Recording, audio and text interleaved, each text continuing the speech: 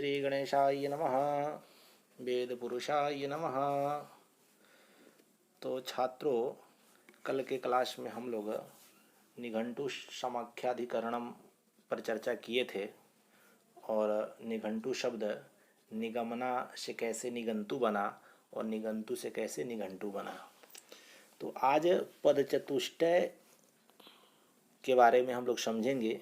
पदचतुष्टय उद्देश्य कथनम सूत्र है कि तद यान्येतानि चत्वारि पदजातानि नामाख्यात चोपसर्ग निपाताश्च तानि इमानि भवन्ति।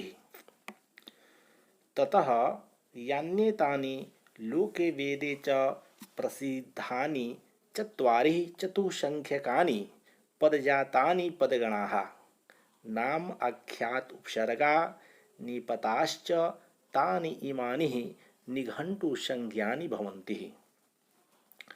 अब पद में हिंदी अर्थ समझिए। तद वह निघंटु संज्ञक क्या है।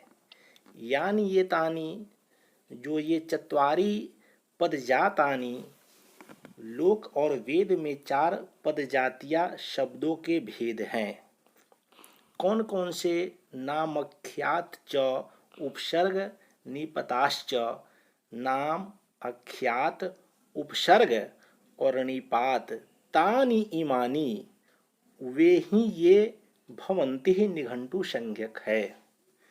सारा शब्द समूह इन्हीं चारों शब्द भेदों के अंतर्गत है और इस शब्द समूह का ही नाम निघंटु है। अब आगे हम लोग समझेंगे नामाख्यात लक्षणाधिकरणम कि नाम और आख्यात क्या क्या लक्षण है। तो सूत्र कहता है, निरुक्तकार कहते हैं कि तत्रೈ तत्नामाख्यातयोर लक्षणम प्रदिशन्ति ही भाव प्रधानमख्यातम सत्व प्रधानानि नामानि। तत्र तस्मिन् लोकवेद प्रसिद्धे पदचतुष्टये ये तावन आख्याते तयोस्तावद एतद वक्ष्यमाणं लक्षणं प्रदिशन्ति ही उपदिशन्ति ही आचार्याः इति वाक्यशेषः। भावः पकारगत्वाख्यः स यत्र प्रधानं गुणभूता क्रिया तदिदं भावप्रधानम् अख्यातम्।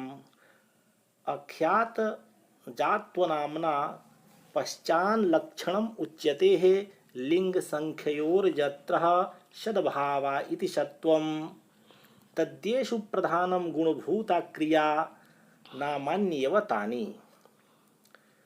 अब इस पद को समझिए। तत्र शब्दों की उन 4 जातियों वर्गों में जिनका अभिनिघंटु नाम भी कहा गया है।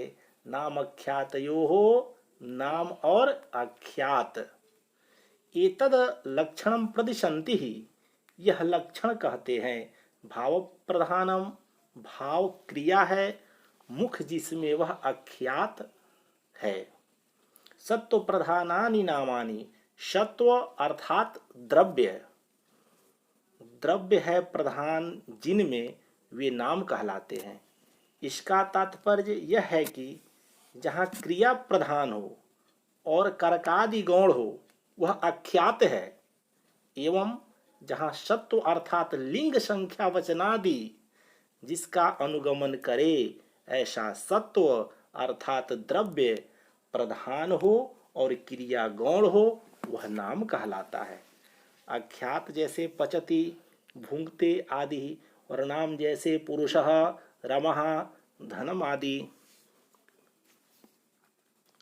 अब आगे आप समझिए कि तद यत्रोभे भाव प्रधाने भवतः अथः पुनर्यत्रैते उभे भवतोः वाक्ये तत्राख्यातं प्रधानं गुणभूतं नाम एवं तावदाख्यम वाक्य प्रधानम इति फलितम। अब यह सूत्र कह रहा है पद की यत्र और जहाँ उभे भवतः दोनों नाम और आख्यात होते हैं जैसे देवदत्तः पचति आदि वाक्य में वहाँ उन दोनों में भाव प्रधान ययो होते भाव अर्थात क्रिया ही प्रधान होती है, वाक्य में क्रिया ही प्रधान होती है। चिकीर्षति होने से नाम तो उस क्रिया के अंगभूत है, उस क्रिया के संपादनार्थ है, तो याति क्रिया ही है और इसीलिए वह स्वभावतः मुख्य ठहरी। अब आगे है भाववाचक दर्शनम। भाववाचक दर्शन के भाव ही अख्यात है, क्रिया ही अख्यात है, तो भाववाचक दर्शन का एक सूत्र है पूर्वापरिभूतम नामख्यात नाचष्टे ब्रजति पचति इत्युपक्रम प्रभृत्युपवर्ग पर्यन्तः। पूर्वापरिभूतम पूर्वापरमीव पौर्वापरवेण व्यवस्थितमेकम् अनेकासु क्रियासु आश्रितम् उपक्रम प्रभृतिः। उपक्रमः आरम्भस्तस्मादारम्भोपवर्गपर्यन्तं यावदन्याः क्रियेति इत्यर्थः। उपक्रम प्रवृत्ति किसी क्रिया के आरंभ से लेकर अपवर्ग पर्यंत उसकी समाप्ति तक पूर्वापरिभूत पौर्व पर्व से अवस्थित भाव यावन मात्र क्रिया को ब्रजति पचति इति, ब्रजति पचति आदि भाव को अख्यातेन अख्यात से आचष्टे कहते हैं। अर्थात जिस प्रकार देवदत्त हो लौपूरम ब्रजति, इस वाक्यगत ब्रजति में जूता पहनना, एक के बाद दूसरा पैर रखना, रास्ते में भोजन करना, उठना बैठना आदि अनेक आमंतर क्रियाएं समाविष्ट है। उनको करता हुआ भी देवदत्त ब्रजति जा रहा है, इसी एक मुख्य क्रिया से अभिभूत होता है। इसी प्रकार यहाँ भी अनेक क्रियाओं से संपादन किया गया भी भाव अख्यात शब्द से ही अभिभूत है।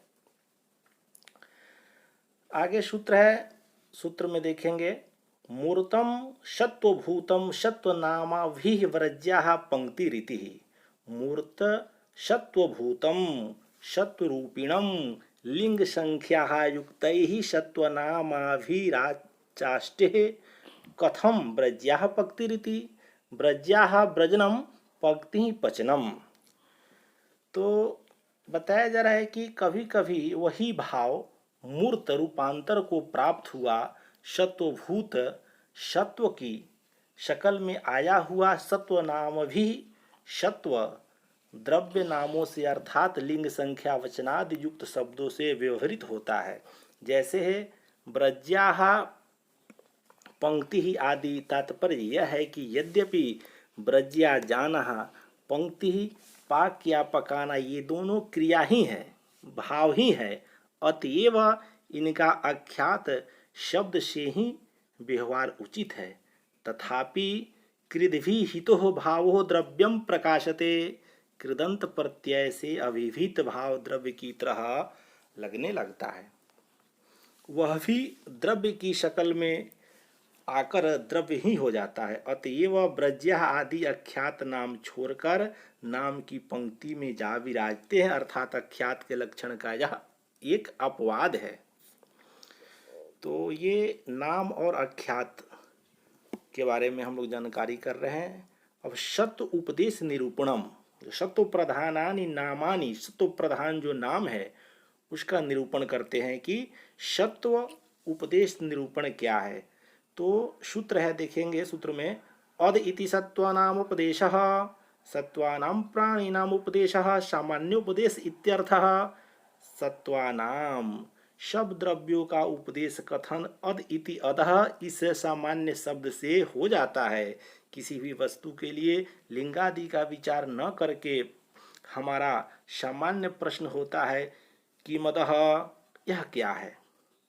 गोरश्वः पुरुषो हस्ति इति अयं गवादिः सत्वानां विशेष उपदेशः इत्यर्थः। गोरश्वः पुरुषो हस्ति इति, गो अश्व पुरुष हाथी आदि द्रव्यों के विशेष नाम है। भावोपदेश निरूपणम, अब भाव क्या है उसके उपदेश का निरूपण करेंगे। तो सूत्र कहता है कि भवति इति भावस्यः क्रिया मात्रस्य सामान्य उपदेश इत्यर्थः। यह सामान्य उपदेश है कि क्रिया ही भाव है और भाव ही अख्यात है। भवति इति, भवति अर्थात होता है, यह भाव सब क्रियाओं का सामान्य लक्षण है। कोई कुछ कर रहा हो, हम साधारणतः यही प्रश्न कर बैठते हैं, किम भवति, क्या हो रहा है। सो इस प्रकार भवति हो रहा है, यह सब क्रियाओं का सामान्य लक्षण है। जैसे आस्ते, सेते, व्रजति, तिष्ठति इति। तत्क्रियमाण विशेष उपदेशः इत्यर्थः। आस्ते सेते आदि क्रियाओं का विशेष लक्षण है। शब्दादि निरूपण। तो इंद्रिय नित्यम वचनम औदुम्बरायण। इंद्र आत्मा शयेन इत्यते लिंगते अनुमीयते च इंद्रियम। फिर आगे कल हम लोग इस पाठ को क्रमशः आगे बढ़ाएंगे।